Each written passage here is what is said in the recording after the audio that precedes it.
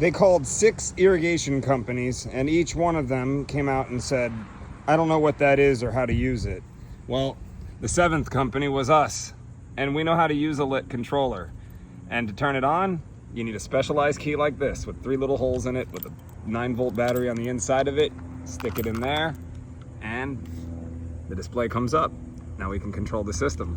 The problem with this property is that the system was either sticking on or not turning on at all. With a battery or a solar controller like this, they're using latching solenoids. In the event that power is sent to the solenoid and it opens the valve, but then power can't be sent to the solenoid to close the valve, then the valve would stay stuck open. I just went through and did some troubleshooting on all 5 of the valves in these boxes. There's 2 in this one, and 1 in the middle, 2 in the end. And I wanted to make sure that all of the solenoids, let me open this one back up again.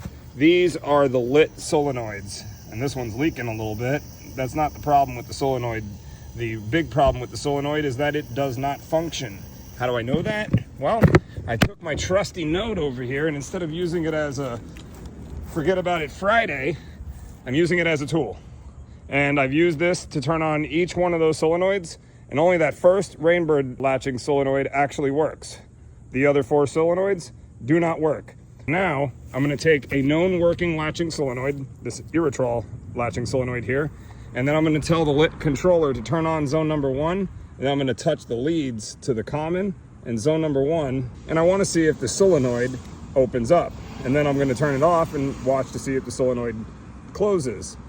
I'm suspecting that there was a lightning strike in this area because all of those solenoids do not work, with the exception of the one brand new Rainbird solenoid. So I'm afraid there might be a problem with the controller, because as soon as I connected the wire to that Rainbird solenoid, it turned on the solenoid, and the controller is not supposed to be outputting power. Let's do some diagnosing.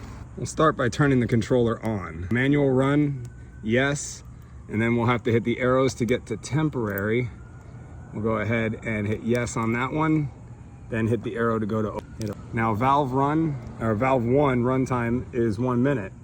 Good. 2 is 1 minute. These controllers are designed to give you a very simple way of checking the entire system. So if you put 1 minute in, it's going to populate 1 minute for all of the zones. If you put 5 minutes in, it'll do the same for all of the zones. In this case, I'm okay with it turning on all of them for 1 minute, but the problem is I'm not going to be able to hold the phone and hold the wires in where I need to and press that OK button to listen to this turn on. I'm going to do that without the camera. As they say, if there's a will, there is a way. So we'll just wire it in. And now I'll just hold it in my hand here while I press yes. And now it says it'll start in 1 minute.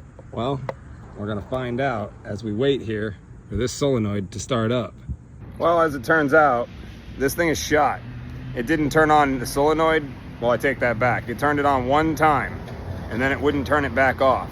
And then it wouldn't turn it back on for any of the other zones. This thing isn't working right. I know how they work because I've used them before.